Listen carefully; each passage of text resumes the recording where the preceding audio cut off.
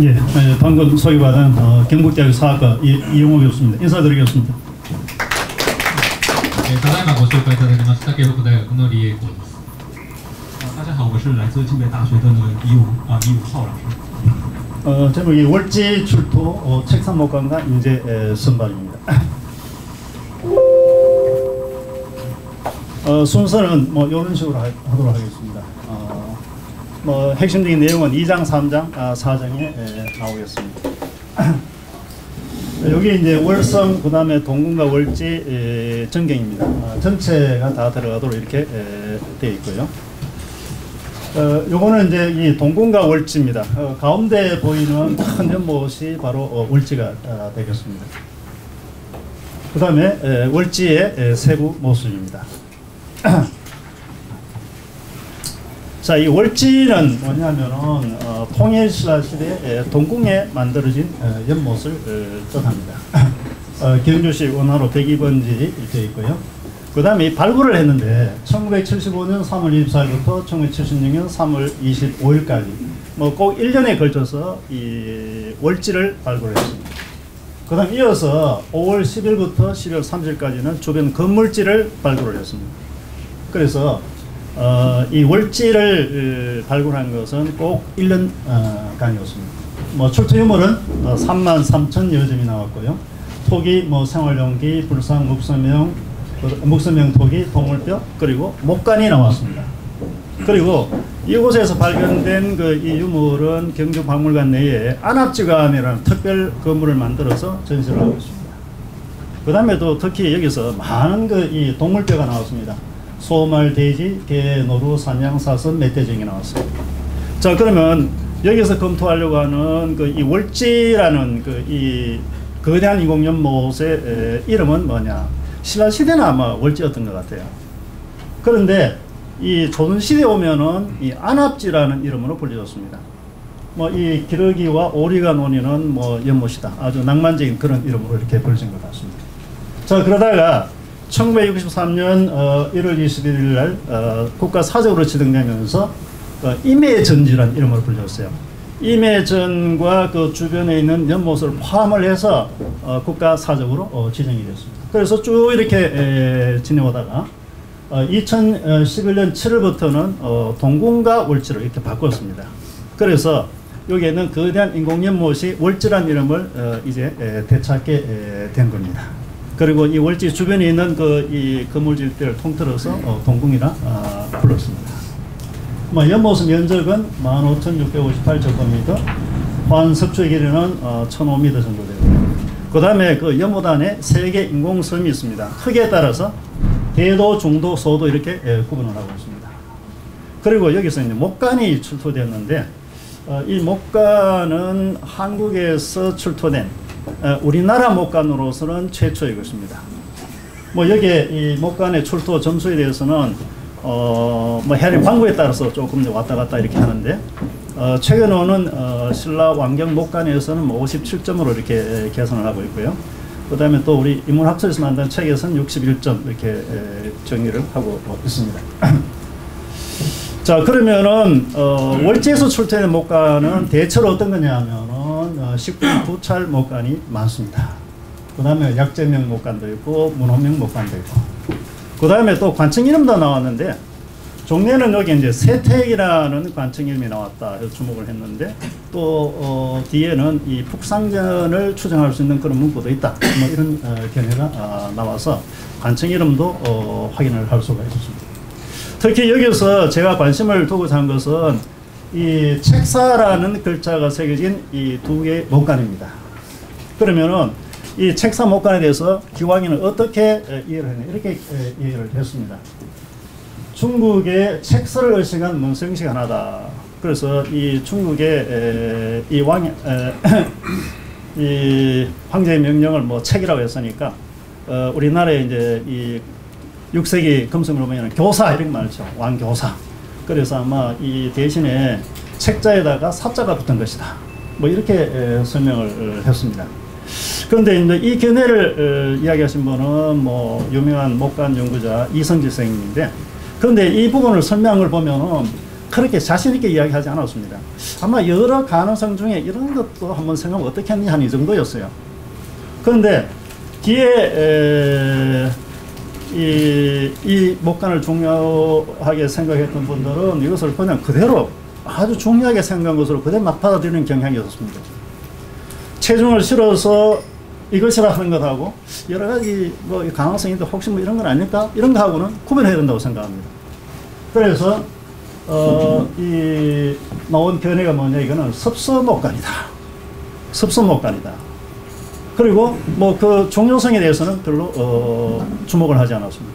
단지 그냥 이성희 선생님이 했던 그 견해를 그냥 그대로 그냥 따라가는 정도였습니다.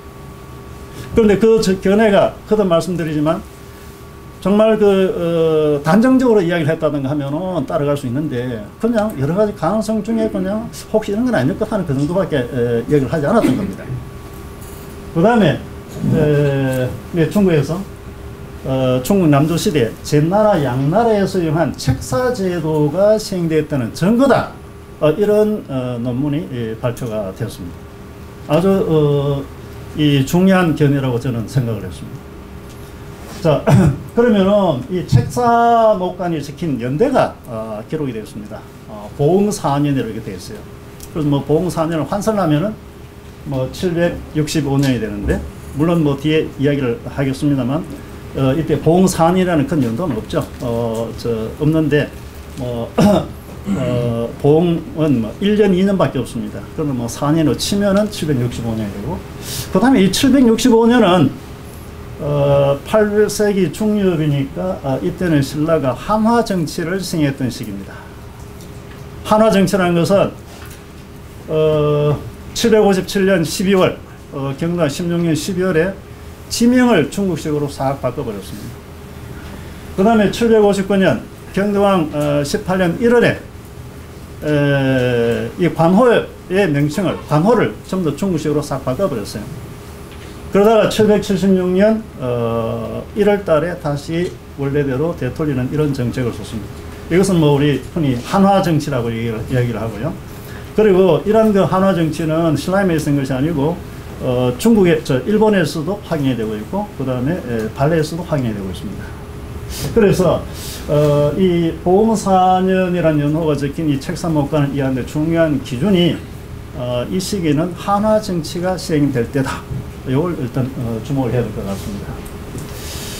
자, 그래서 뭐 여기서는 월지 출토 목간의 전반적인 상황을 한번 개괄적으로 한번 살펴보고, 그 다음에 이 월지에 출토된 책사 목간을 중국의 책사 제도와 한번 비교를 하겠습니다. 그리고 더 나아가서 이 책사 제도가 이 국학 교육이나 독서 산품과와 어떻게 연관이 될까, 뭐 그런 문제를 한번 생각을 해보고, 뭐 결론적으로는 아마 이것이 독서 산문과 시행과도 연관이 되었을 것이다. 뭐 이런 생각을 한번 해봤습니다. 자, 그러면은 목간의 출토 위치에 대해서 보겠습니다.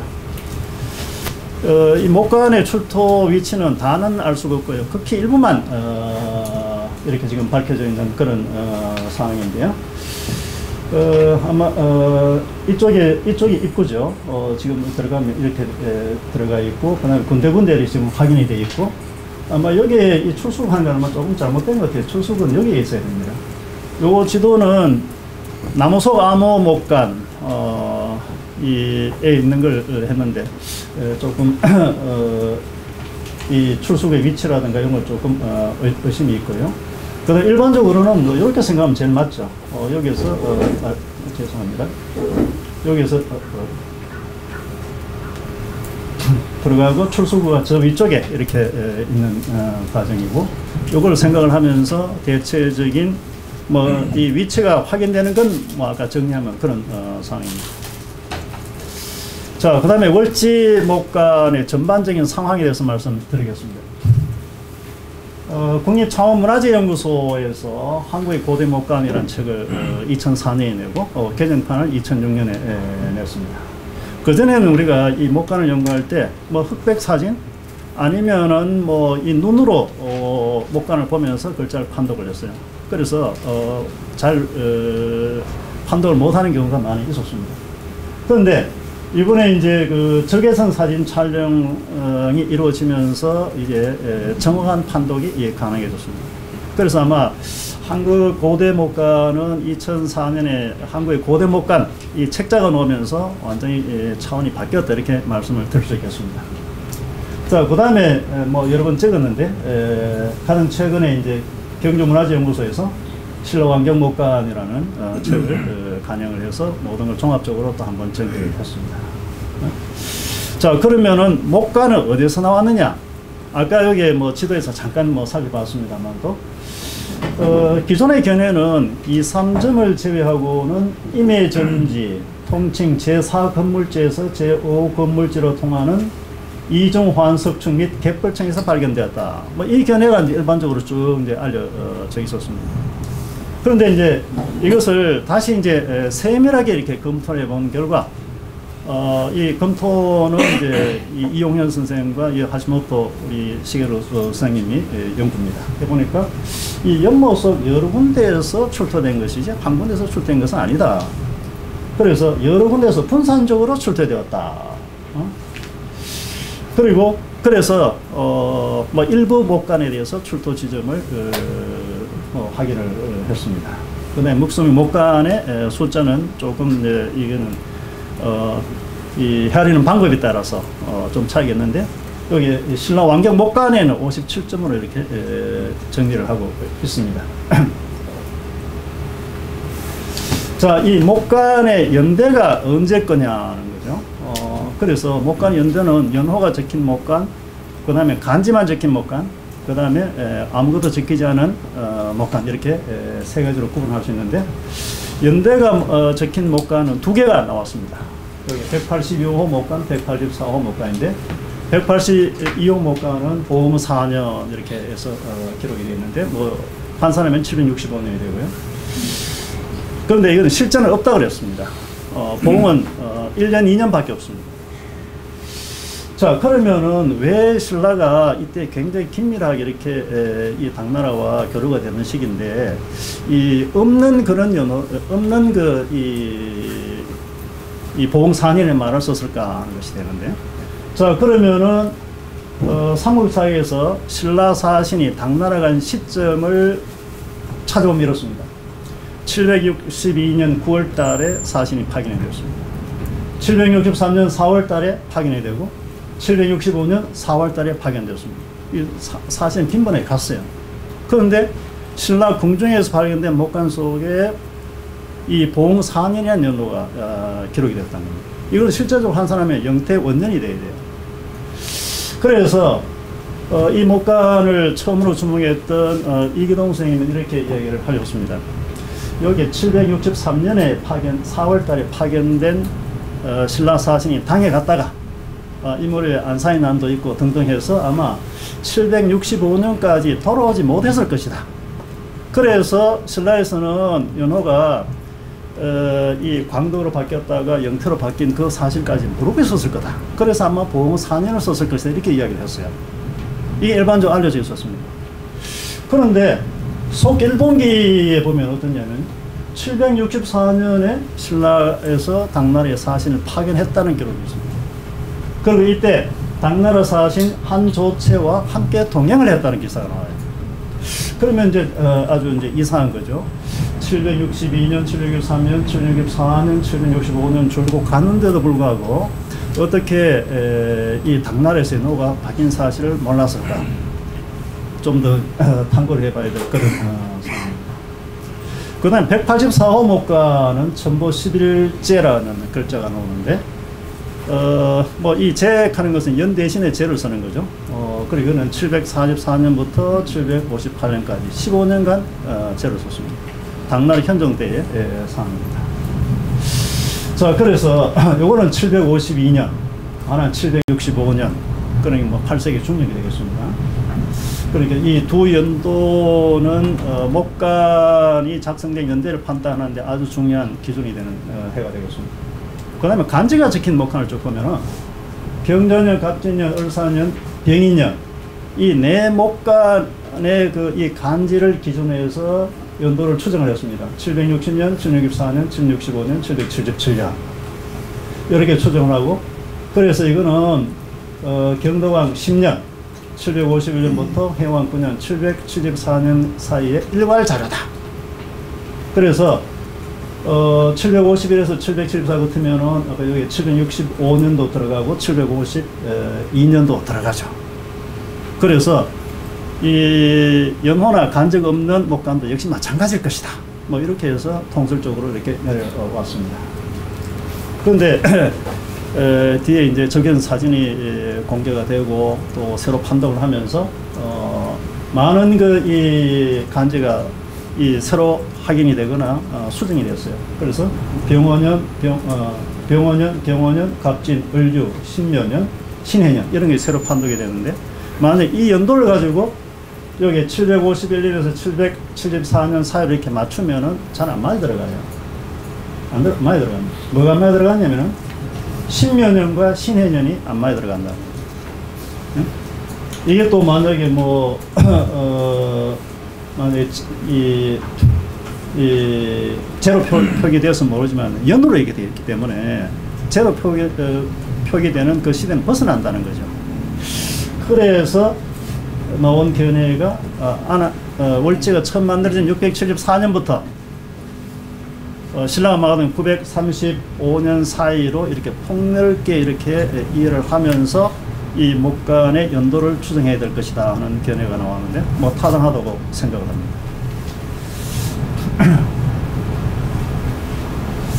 자, 그 다음에 책사목간의 현상은 중국의 책사제도입니다. 여기에 이제 책사라는 글자가 나온 목간이 있고, 그 다음에 책사문이라는 글자가 적힌 목간이 있습니다. 그래서 이 목간이 각각 두 개입니다. 두 개예요. 그리고 하나는 182호 목간이고 하나는 213호 목간이 되겠습니다. 자, 182호 목간은 길이가 15.9, 폭은 2.5, 두께 2.5.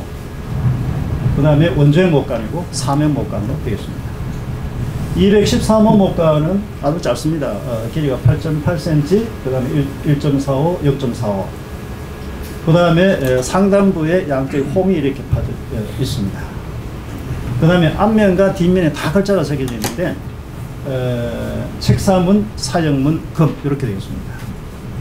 그리고 여기에 금하는 것은 뭐 우리가 여기서 열쇠다 하는 것은 벌써 많이 밝혀져 있는 그런 사실입니다.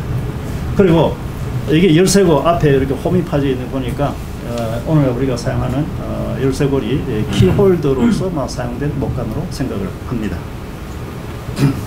자, 182호 목간의 모습입니다. 여기에 보응사년, 책사, 그 다음 1, 2, 3, 4호는 가전 숫자로 적혀 있고 거꾸로 적혀 있습니다. 그 다음에 제 4면은 뭐 그냥 글자가 보이지 않아요.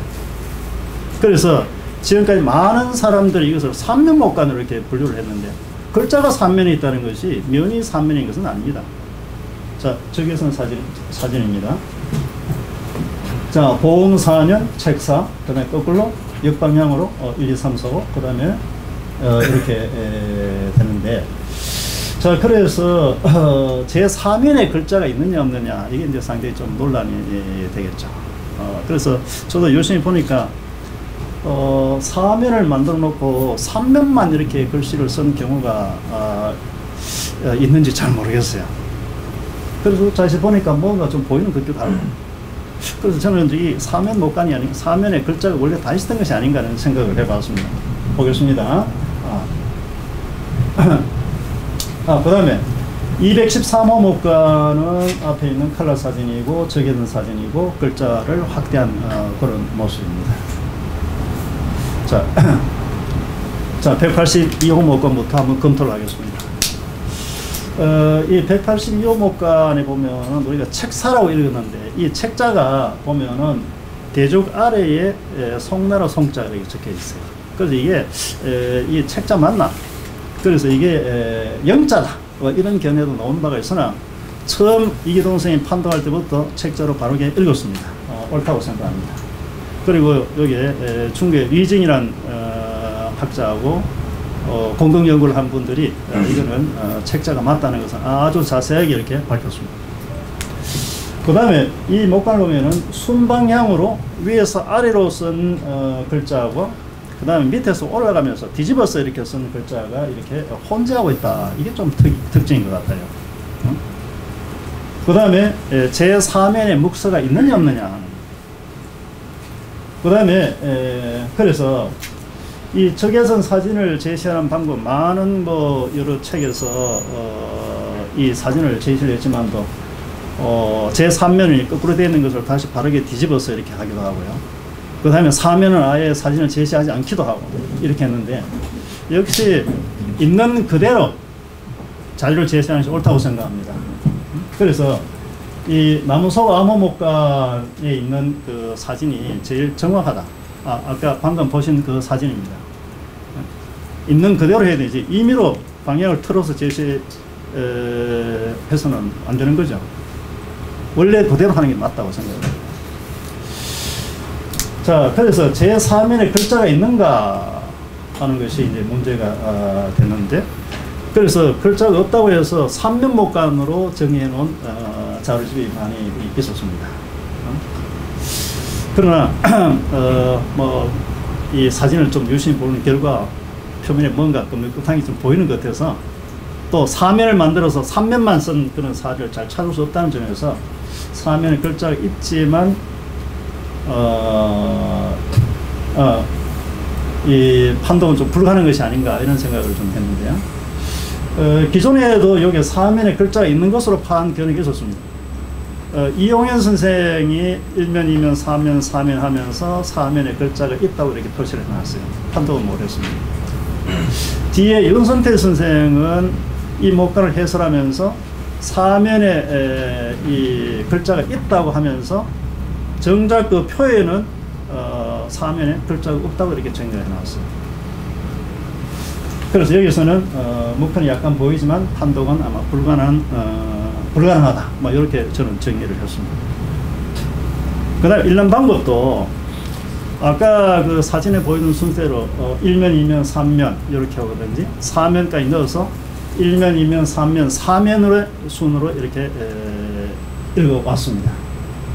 그런데 또 최근에는 이 1, 2, 3, 4, 5 숫자 역방으로서는 이게 순방향이고 나머지가 다 역방향이다.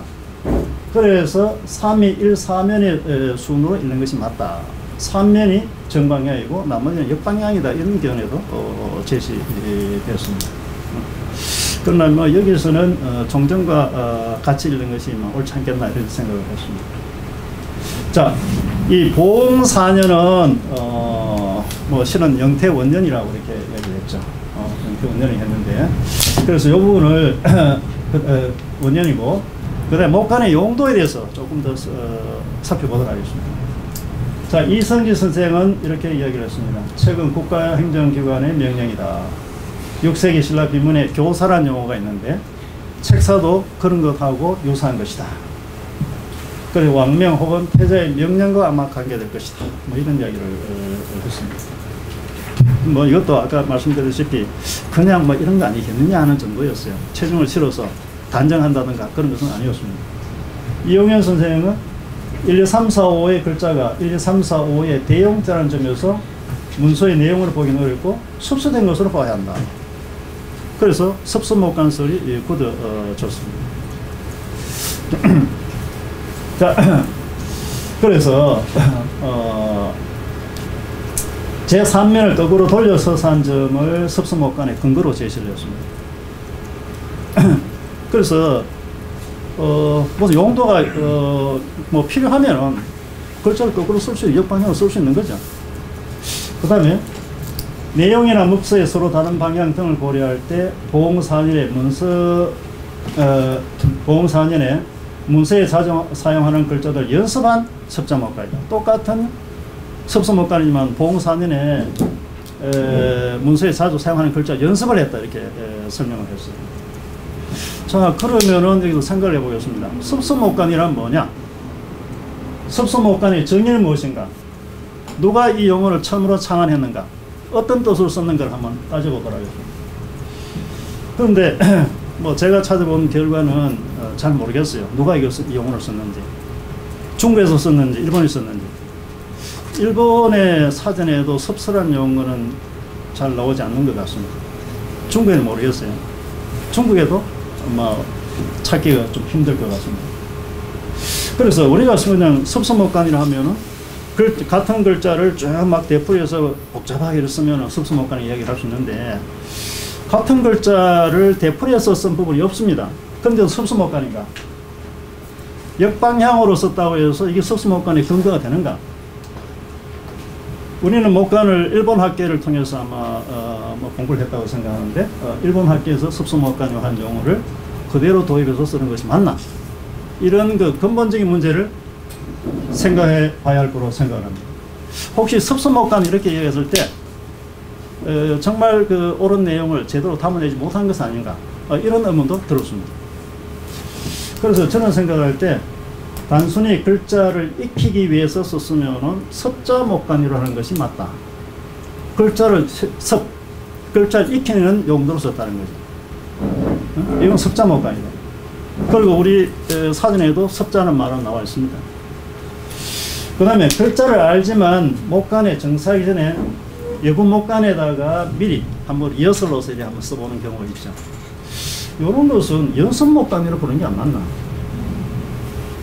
그래서 우리 사전에도 없는 그런 섭섭한 말을 써가지고 섭수목간 이렇게 이야기를 했을 경우에 개념이 아주 모호해진다. 그래서 저는 이번 이 목간 연구를 하면서 우리가 이것을 섭자목간과 연습목간으로 구분해서 사용하면 어떨까 하는 그런 견해를 말씀드립니다. 자, 182호 목간은 저는 섭수목간은 아니다. 1, 2, 3, 4, 5는 함부로 쓰는 글자가 아니죠. 그 쉬운 글자가 또 왜 저리 복잡하게 씁니까? 그러니까 이거는 정확성을 기하기 위해서 의도적으로 쓴 글자일 것이다. 장난삼아 쓴 글자 아니라는 거죠. 그 다음에 보홍 4년에 자주 쓰던 글자를 연습했다 그랬는데, 왜 하필이면 보홍 4년에 이 글자들을 연습해야 되는지 이유를 알 수가 없습니다. 그래서 섭수목간으로 파악한다는 것은 그것이 내포한 의미를 잘 드러내지 못한다 하는 것이 저희 생각입니다. 제가 이번 글을 쓰면서 크게 주목한 논문은 여기 있는 이 논문입니다. 여정이현 장락 실온 한국 안압지출토 책사 강하는 그 논문이었습니다. 한국연구논청에 실렸고요. 2009년에 발표됐습니다. 이 논문이 2011년이죠. 성간대에서 발표가 되고 또 번역이 되고 이렇게 했습니다. 그래서 그러면 이 연구에서는 이 책사제에 어떻게 설명하고 있는가 하면, 이 책사란 본래 황제와 신라 사이에서 박하를 겨룬 유희의 일종이었다. 중국 남조 시대에 출현을 했고 초기 명칭은 예사였다. 그 찰거제도의 시험으로 이용이 되면서 우산 관리를 선발하는 하나의 수단으로 자리 잡았다. 뭐 이런 뭐 이야기를 하고 있습니다. 그 다음에 양나라 무제 소인이라는 사람이 여기에 대해서 아주 관심을 많이 가졌다. 막 그런 줄거리가 나와 있습니다. 그 다음에 신라의 경우도 조금 이야기를 했어요. 남조의 책사 제도를 도입한 건 맞지만 이거는 유희가 아니고 이 상설 제도로 시행이 되었다. 그래서 궁전에서 정해진 시간과 장소에서 행해졌고, 그 다음에 1, 2, 3, 4, 5라는 숫자에 대해서 뭐 이분은 이렇게 이야기했습니다. 이 서전시대 수제 책사에서 5문제 이상 출제했던 점하고 연관이 될 것이다. 뭐 이런 이야기를 했어요. 뭐 그러면서 이제 여기까지만 이야기하고 더 이상 이야기를 하지 않았습니다. 자, 그러면은 신라에서 뭐 책사 제도가 아마 시행됐던 건 틀림없는 것 같고요. 그러면은 이 제도가 어디에서 유래가 되었을까? 이때가 이제 이 모든 제도를 당나라식, 중국식으로 바꾸는 한화 정치가 시행된 시기라는 점에서 당나라에서 유입이 된 것이다 하면은 제일 설명이 편하겠어요. 그런데 뭐 최소한 신고 당시에는 책사라는 용어가 없습니다. 뭐 이런 문집에서는 좀 나오더라고요. 그래서 당나라에서 유입된 것이면 좋겠는데 전부가 불확실하다. 그리고 이 제도가 남조시대 제나라 양나라에서 크게 유행했음을 상기한다면은 아마 양나라에서 유입이 되고 유입됐을 가능성이 있다. 신라가 양나라에 사신 파견한 것이 521년 법화왕 때 처음 사신을 파견했습니다. 그리고 이때 이 백제 사신을 따라갔습니다. 이런 걸 보면은 아마 교수님 그 시간 양나라에서 유입이 됐을 가능성이 있고 아니면 백제에서 유입됐을 것이다. 이런 생각을 했고요. 그 다음에 또 6, 8세기 신라의 그 사상이 노장 사상이 많이 유행했는데 이것도 남조의 상황과 좀 비슷하다. 이런 생각이 들었습니다. 빨리 하겠습니다. 그 다음에 책사문과 사형문에 대한 이야기 나오는데 자, 이 책사문과 사형문이 뭐냐? 근데 글자가 들어가서 문이죠. 문인데 크기가 몹시 적어요. 아주 이 목간이 적습니다. 그래서 월제에 출토된 그 자물쇠하고 비교를 쭉 이렇게 하면은 크기가 비교가 안 될 정도로 크기가 작습니다. 그래서 이 문은 작은 문일 수도 있지만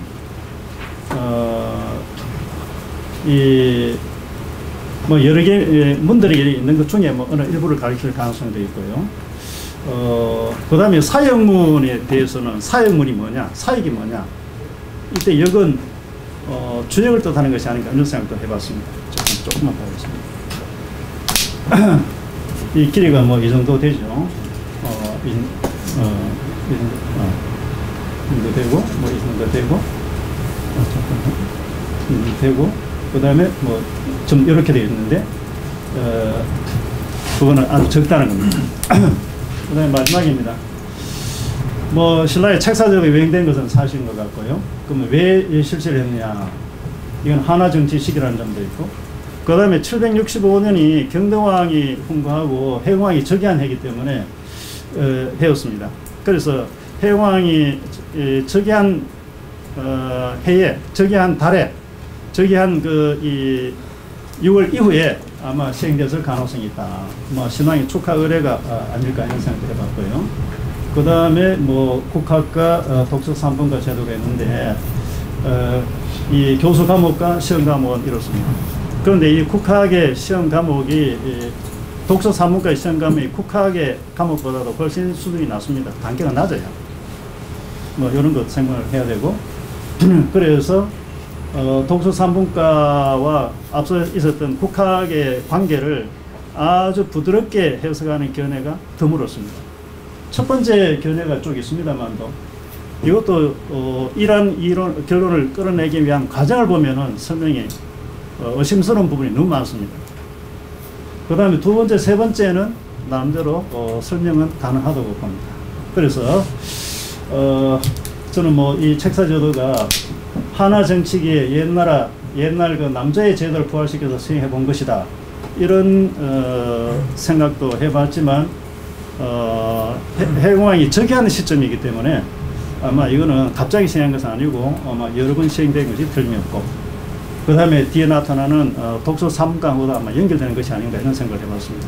시간이 초과해서 죄송합니다. 여기까지 하겠습니다. 예, 감사합니다.